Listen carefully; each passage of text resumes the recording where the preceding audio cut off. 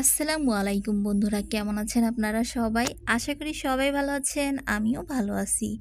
আজকে আমি আপনাদের মাঝে নতুন একটা রেসিপি নিয়ে হাজির হলাম। আশা করি আপনাদের অনেক অনেক ভালো লাগবে।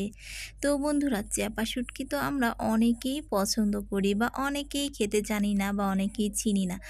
তা যারা চেনে না বা যারা কখনো খায়নি তারা একবার খেয়ে দেখুন যে কতটা মজাদার এই চ্যাপা শুটকির ভর্তা। তো বন্ধুরা, আজকে আমার রেসিপি চ্যাপা শুটকির লাড়া। তো আজকে আমি চ্যাপা শুটকির লাড়া বানিয়ে দেখাবো। তার জন্য এখানে আমি প্রায় 40 থেকে 50টা মরিচ নিয়ে নিয়েছি, কাঁচা মরিচটাই পাকাটা। আর নিয়ে নিয়েছি কিছু রসুন, আর নিয়ে নিয়েছি 4টা বড় বড় সাইজের চ্যাপা শুটকি, আর এখানে নিয়ে নিয়েছি প্রায় 1 কাপ পরিমাণ পেঁয়াজ।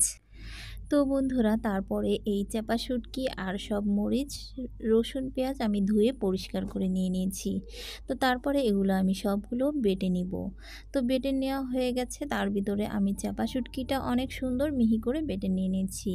আর জিরা পেঁয়াজ আর রসুনটা আমি আদা বাটা করে নিয়ে নিয়েছি। আর মরিচটা আমি খুব সুন্দর করে বেটে নিয়ে নিয়েছি। তো আপনারা চাইলে এখানে শুকনা মরিচও ব্যবহার করতে পারেন। তো কাঁচামরিচ যেহেতু পাকা, সবগুলোতে অনেক ঝাল, তাই আমি শুধু পাকা মরিচই নিয়ে নিলাম কাঁচামরিচের। তো বন্ধুরা, তারপরে এখানে আমি সরিষার তেল দিয়ে দিয়েছি। সরিষার তেল দেওয়ার পরে গরম হয়ে যাওয়ার পরে এখানে আমি দিয়ে দিলাম পেঁয়াজ আর রসুনটা আগে একটু ভেজে নিব, যাতে এর কাঁচা গন্ধটা চলে যায়। তো যেহেতু সরিষার তেল দিয়েছি, নিলাম যাতে ওর কাঁচা গন্ধটা চলে যায়।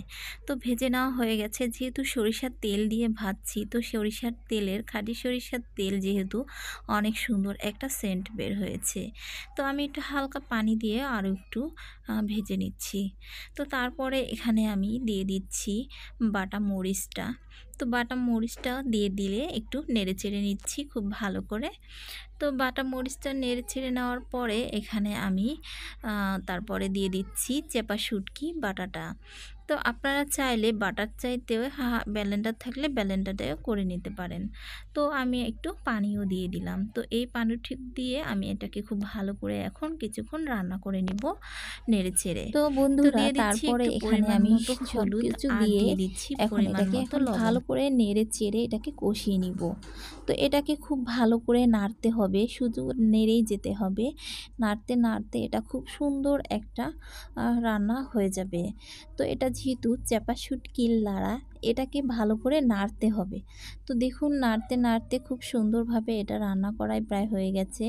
আর এটা থেকে দেখুন তেলও বের হওয়া শুরু হয়ে গেছে। যেহেতু তেল বের হওয়া শুরু হয়ে গেছে, তো এটা রান্নাও প্রায় হয়ে গেছে। খুব বেশিক্ষণ সময় লাগে না। তো বন্ধুরা, আশা করি আজকের এই চ্যাপা শুটকির লাড়া আপনাদের কাছে অনেক অনেক ভালো লাগবে। তো ভালো লাগলে অবশ্যই লাইক, কমেন্ট, শেয়ার করবেন। আর আমার চ্যানেলটা অবশ্যই অবশ্যই সাবস্ক্রাইব করবেন। আর এই ভর্তাটা কেমন আপনাদের কাছে লাগলো সেটা অবশ্যই কমেন্ট করে জানাবেন। তো বন্ধুরা, আমাদের চ্যাপা শুটকির ভর্তা বা লাড়া হয়ে গেছে। এখন এটা আমরা পরিবেশন করে দেখাচ্ছি। তো দেখুন, খুব সুন্দরভাবে এটা হয়ে গেছে, আর এটা থেকে তেলও বের হয়েছে। আর খেতে তো অসম্ভব মজা হয়েছে, একদম ঝাল ঝাল। যারা ঝাল খেতে পছন্দ করেন তাদের কাছে অনেক ভালো লাগবে। অবশ্যই বাসায় বানিয়ে খেয়ে দেখবেন যে কতটা মজাদার। শুধু 1 প্লেট গরম ভাত হলে একদম ফুরিয়ে যাবে নিমিষেই।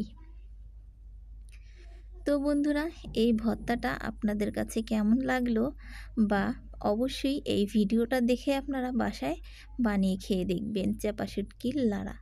তো বন্ধুরা, আশা করি এই রেসিপিটা আপনাদের কাছে ভালো লেগেছে। তো আজকের মতো এখানেই বিদায় নিচ্ছি। আল্লাহ হাফেজ, সবাই ভালো থাকবেন।